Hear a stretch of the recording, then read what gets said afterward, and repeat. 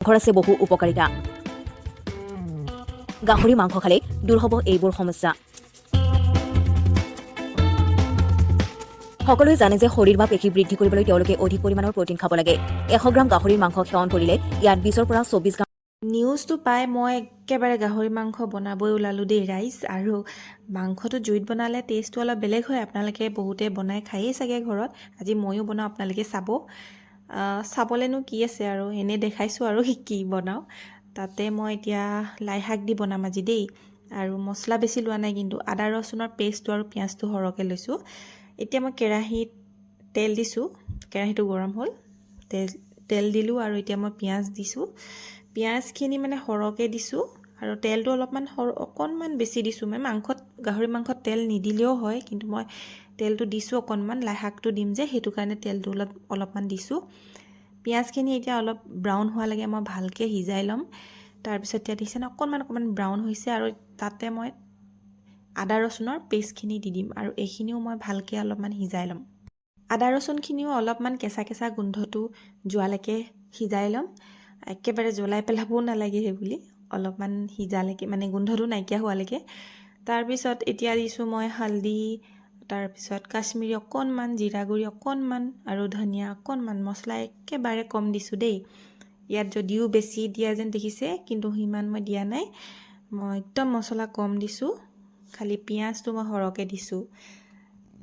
এতিয়া মই তেলখিনিত মছলাখিনি ভালকৈ মিক্স কৰি ল'ম হ'ব আৰু কিমাননো পিঁয়াজ সিজোৱাখিনিকে দেখাই থাকোঁ এতিয়া ইয়াত মই মাংসখিনি দিয়ে দিলোঁ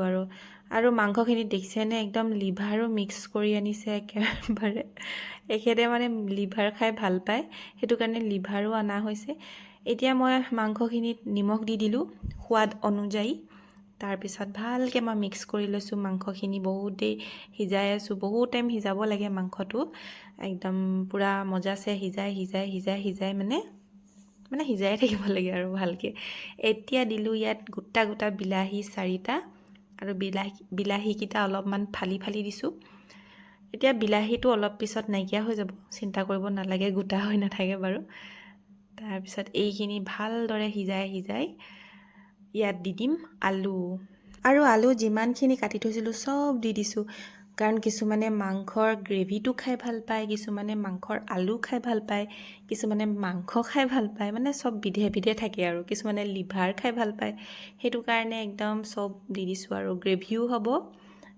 আলুও থাকিব মাংসও থাকিব লাই শাকো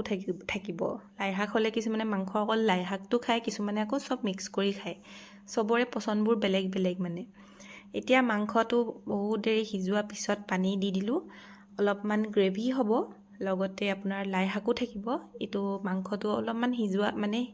সিজি অলৰেডি হৈয়ে গ'ল প্ৰায়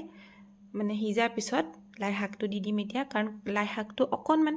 কেঁচা হেৰিটো থাকিলে ভাল লাগে মানে আৰু লাই শাকটো পূৰা দেখিছেনে কাটি দিয়া নাই হাতেৰে ছিঙি এনেকৈ ডাঙৰকৈ দিছোঁ কাৰণ লাই শাকটো এনেকৈ ডাঙৰকৈ দিলেহে খাই